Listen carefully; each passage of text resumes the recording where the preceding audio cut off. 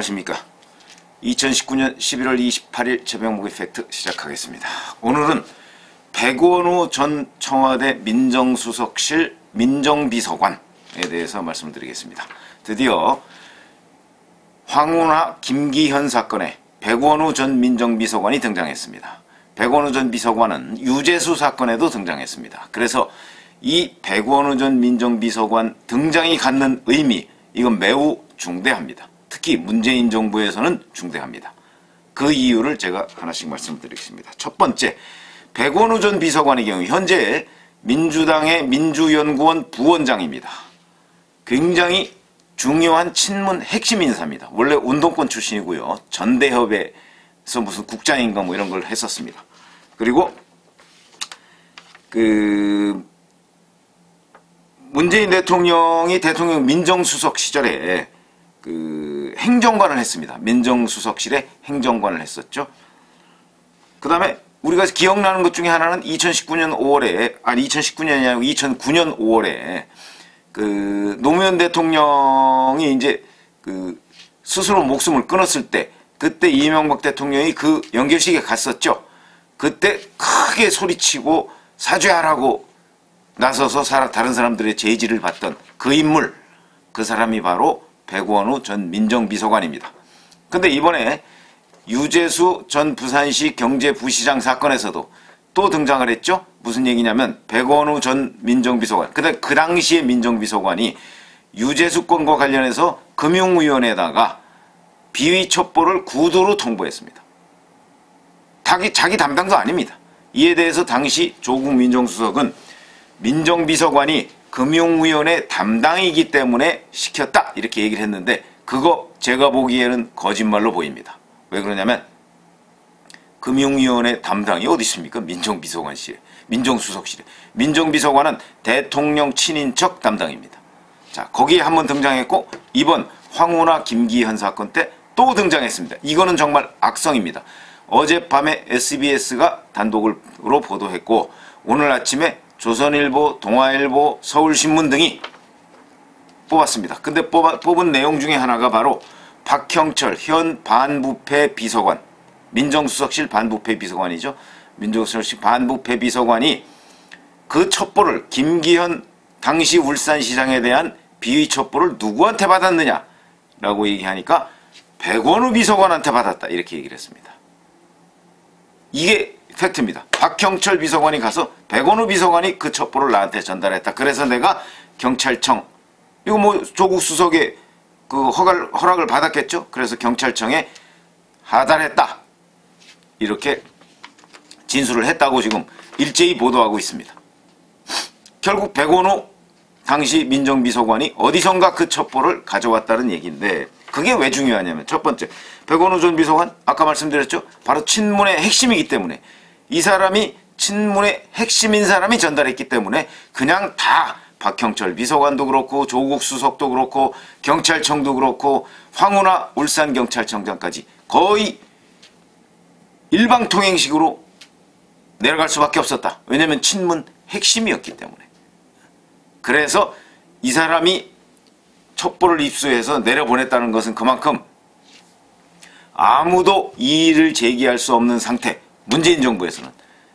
그랬기 때문에 이 사람의 힘이, 막강한 사람이 내려보낸 첩보, 그래서 자꾸 여러 신문들에서 하명이라는 표현을 쓰는 겁니다. 청와대는 뭐 하명수사가 아니고 이첩이다 얘기를 하는데, 하명수사는 언제 뭐 이거 하명이다 이렇게 얘기하고 보냅니까? 청와대에서 친문 실세가 내려보내는 건 곧 명령입니다. 이렇게 요청합니다 라고 해도 그 실질적인 행태는 명령입니다. 그래서 하명수사라고 하는 것이 맞는다는 얘기죠. 자, 두 번째, 백원우 전 민정비서관은 민정실세로 불렸습니다. 민정실세, 민정수석실의 실세다 이거죠. 잘 보시면 조국 민정수석 산하에 4개의 비서관이 있는데 조국 수석까지 포함해서 5명인데 그 5명 중에 유일한 친문 세력입니다. 친문 핵심. 그러면 힘이 어디로 쏠리겠습니까? 그건 뭐 조직생활 해본 사람은 다 압니다.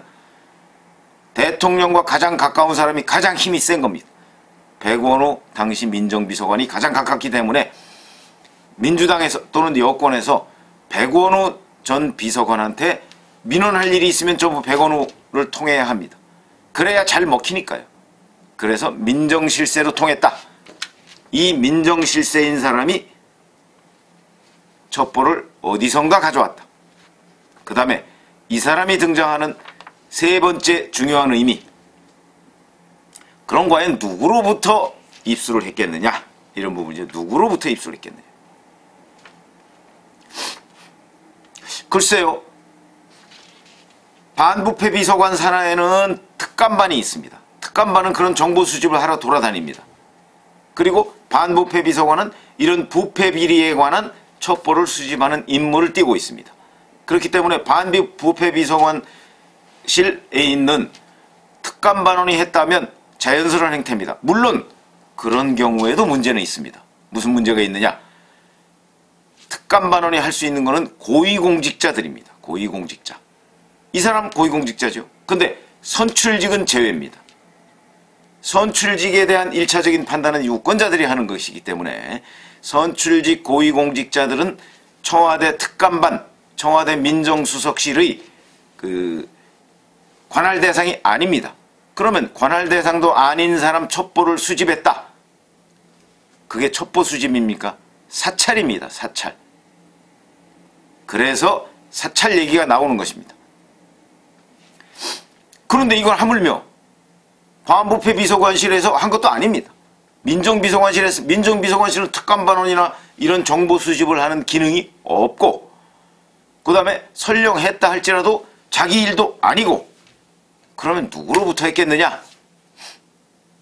글쎄, 여기서부터는 이제 짐작이죠. 누구로부터 했겠느냐? 아마 친문 핵심들 사이에서 이번에 누구를 잡아야 되는 거 아니야? 송초로 좀 당선시켜야 되는 거 아니야? 8번씩이나 출마해서 떨어졌는데 대통령하고 호영호재하는 사이인데 당선시켜야 되는 것 아니야? 그럴 가능성이 아주 농후하다. 그러려면 어떻게 해야 되느냐? 당시 송초로 후보와 15%포인트 정도 앞서고 있는 김기현 울산시장, 한국당이죠. 울산시장을 잡아야 된다. 송초로 후보가 뭐 이렇게 지지율을 올려서 당선되는 건 불가능하니까 김기현 그 당시의 울산시장을 끌어내려서, 그럼 끌어내리려면 어떻게 해야 되느냐?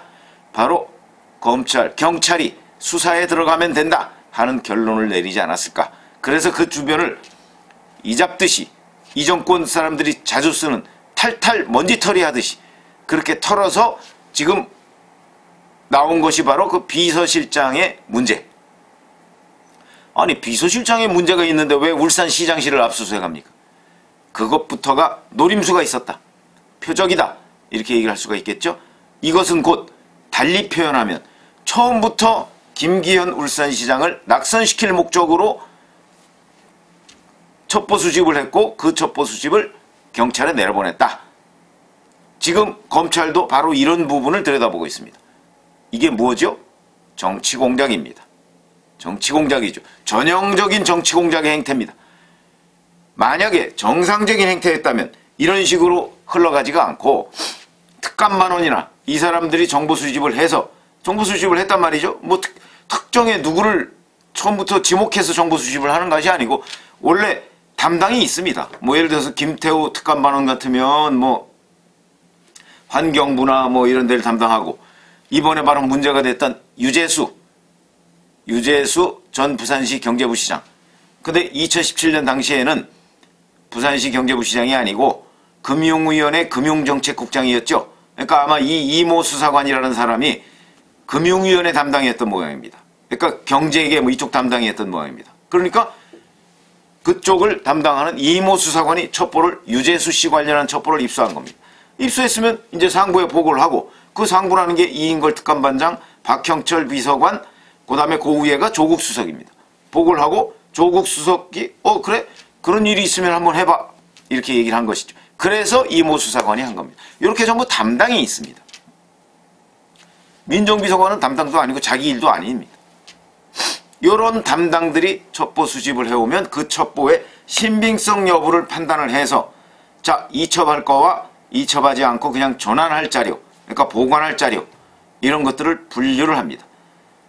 그냥 조난할 자료, 그 중에서도 조난을 정말 그러니까 보관을 할 필요가 있는 정보다. 첩보와 정보는 다릅니다. 첩보는 한 번쯤 더 확인해서 어느 정도 근거가 있다고 판단할 때 정보가 되는 것이고, 첩보는 그냥 로데이터라고 우리가 흔히 얘기하는데 그냥 날 것 그대로입니다. 가공 과정을 거치고 확인을 해야 됩니다.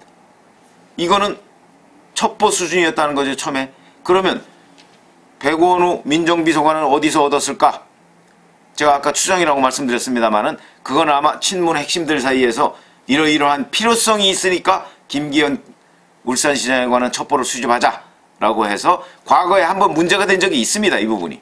그런데 그냥 유야무야 됐습니다. 별로 근거가 좀 미약하고 뭐 이러니까. 그러니까 이걸 다시 끄집어내서 울산시장, 김기현 울산시장을 압수수색하면서 선거 3개월 전에, 그리고 선거 1개월 전에, 한 달 전에 바로 기소 의견으로 검찰에 넘긴 것이다. 그것이 대서특별됐겠죠. 피의사실 공표죠. 이래서 김기현 울산시장은 송철호 후보한테 낙선을 했습니다. 그래서 제가 지금 문제 삼는 거는 백원우 비서관이 등장을 했는데 이 사람이 누구로부터 입수했느냐. 그러니까 박형철 반부패 비서관은 백원우 비서관한테 전달을 받았고, 그럼 백원우 비서관은 첩보를 본인이 누군가한테 직접 들었거나 아니면 누군가로부터 전달을 받았을 거 아닙니까? 본인이 그거 확인할 능력은 없을 것이고. 왜 그러냐면 백원우 비서관 잘 아시지만 학생운동권 출신입니다. 무슨 기자를 한다거나 뭐 검찰 수사관을 했다거나 이런 전력이 전혀 없습니다. 제가 왜 이런 표현을 쓰냐면 그런 전력을 가지고 있다면 이 부분을 확인하려고 노력을 하거나 아니면 확인할 능력이 있습니다. 검사, 기자, 제가 검사와 기자라는 유튜브를 한 적이 있는데 검사와 기자가 하는 일이 비슷합니다. 결국은 그냥 시쳇말로 얘기하면 남 뒷조사하는 겁니다. 기자들도 이 사람이, 특히 정치부 기자의 경우에는 이 정치인이 저기 어디 가서 누구를 만나서 무슨 얘기를 했는지를 취재하러 다닙니다. 그걸 우리는 취재라고 하지만 당하는 사람 입장에서 보면 뒷조사입니다. 검사? 옛날에 이 사람이 누구 만나서 어디 가서 돈 받았나? 대가성 있는 뭘 했나? 뭐 이런 거 수사하는 겁니다. 그 사람들은 수사라고 하지만 당하는 사람 입장에서 보면 이건 역시 뒷조사입니다. 그래서 제가 검사와 기자가 하는 역할은 비슷하다. 다만 기자는 그걸 신문이나 방송에 보도를 하는 것이 임무고 검찰은 그것이 법에 위반되느냐 위반되지 않느냐는 걸 따져서 단죄하는 것이 다를 뿐이다. 이렇게 말씀을 드린 적이 있었죠. 그런데 이 사람은, 백원우 씨는 그런 걸 해본 경험이 전혀 없습니다. 그러니까 이걸 제가 보기엔 확인할 능력도, 저는 확인해야 된다는 필요성도 능력도 없었다고 봅니다. 거기다가 백원우 민정비서관의 경우에는 이 2009년 5월에 이명박 대통령한테 소리를 쳤던 그런 것에서 입증하듯이 여권 내에서는 열정이 앞서는 사람, 이성보다 열정이 앞서는 사람으로 알려져 있습니다. 그렇게 된다면 이 첩보를 입수하는 순간 이거를 어떻게 활용해야 되겠다는 생각을 했을 가능성이 높은데, 그러면서 본인의 임무, 나는 대통령 친인척 관리하는 것이 내 임무인데 라는 것을 잠시 망각했을 가능성이 저는 높다고 봅니다. 그렇기 때문에 이거 내 임무도 아닌 것을 만약에 입수를 했다 그러면 이거를 반부패 비서관실에 넘겨줄 때 그냥 넘겨주지 않습니다. 사실은 내가 이런 거 들었는데 그냥 한번 확인해 보세요 하고 넘겨줘야죠. 그래야 자기 책임을 피할 수 있는 거죠. 근데 반부패 비서관실에서 봤을 때는 민정비서관실 임무도 아니고, 그렇다고 해서 반부패 비서관실 임무도 아닙니다. 제가 아까 말씀드렸죠. 선출직 고위공직자는 청와대 민정수석실의 관할이 아닙니다. 그러니까 자기들 임무가 아닙니다. 이거를 잘못 경찰이나 검찰로 넘겨줬다가는 나중에 자기들이 덤터기를 씁니다. 왜 그러냐면 권한도 없는 데에서 첩보 수집을 했다? 아까 말씀드렸죠. 사찰이라고. 그게 만약에 일반에 공개가 됐을 때는 청와대 민정수석실에서 야당 단체장을 사찰했다, 이렇게 얘기해도 할 말이 없습니다. 그렇기 때문에 이런 걸 정말 이첩할 때는, 그리고 하명할 때는 매우 조심해야 된다. 매우 신중해야 되고 자기들은 그 책임선상에서 빠질 수 있도록 해야 된다. 이것도 사실은 공작 냄새가 나는 거죠. 그러니까 원칙적으로 얘기하면 자기 권한 밖의 것을 입수했으면 그 부분은 그냥 버려야 되는 겁니다. 청와대 민정수석실 캐비넷에 뭐 영구적으로 보관하거나 아니면 버려야 되는 겁니다. 왜 그러냐면 그것을 노출시켰을 경우에 자칫하면 사찰의 오해를 받을 수가 있기 때문에 버려야 되는 것인데 백원우 민정비서관 그렇게 하지 않았고 박형철 반부패 비서관도 그렇게 하지 않았습니다. 저는 박형철 반부패 비서관은 검찰에서 잔뼈가 굵었는데 왜 이 사람이 그렇게 하지 않았을까? 그 부분도 궁금해집니다. 제 추측컨대 초실세, 민정실세 백원우 비서관이 자기한테 전해줬기 때문에 그 뜻을 알기 때문에 의미를 아는 거죠. 아, 이거 공작을 해서 김기현 울산시장을 낙선시켜야 되겠다 하는 뜻을 알기 때문에 그대로 내려보낸 것 아닌가 짐작입니다. 그러면 경찰청에서도 딱 볼 때 민정수석실에서 야당 단체장을 사찰한 증거인데 이거를 울산경찰청으로 내려보내야 돼 마라. 아마 1차적으로 그런 판단을 했어야 하는데 그런 판단을 하지 않았습니다. 왜 그러냐? 초실세가 내려보낸 것이기 때문에. 그런 것이 아닐까? 그러면 또 황운하 울산청장의 경우에는 아니 지금 그렇게 주장하고 있습니다. 자긴 청와대에서 나온 건지 모르고 경찰청에서 넘겨받았다고 하는데 그럼 경찰청에서도 넘겨받은 거는 사실관계 여부도 이게 첩보인지 정보인지 뭔지 확인도 안 하고 그냥 수사에 들어갑니까? 그것도 송철호 후보를 2017년 3월 16일 압수수색하기 전에 2차례나 만났습니다. 그리고 이 첩보를 전달받은 거는 2017년 12월입니다. 그 어간에 송철호 후보를 2차례 만났습니다. 왜 만났습니까?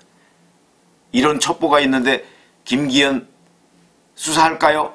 혹시 그거 물어보지 않았는지. 본인은 아니라고 주장하지만 왜 송철호 후보를 2차례를 만났느냐. 집권당 후보였는데 당시에. 그것도 이번에 검찰이 샅샅이 들여다봐야 됩니다. 아마 제가 보기엔 수사를 상의했을 가능성이 꽤 있다. 합리적 추정이죠. 이런 부분에 관해서 들여다봐야 되는데 어찌됐든 간에 청와대 민정수석실, 대통령 민정수석실 백원우라는 사람이 등장했다는 거, 이것은 이 정권에 매우 치명타를 안길 정도의 연결고리가 되는 사람이다 하는 거 하나. 그 다음에 두 번째, 친문 핵심이다. 그 다음에 두 번째, 이것은 또 다른 친문 핵심이 연관돼 있을 가능성이 있다 라는 차원에서 백원우 등장이 갖는 의미는 굉장히 중대하다. 그리고 여권으로서는 심각하다. 이런 말씀을 드립니다. 감사합니다.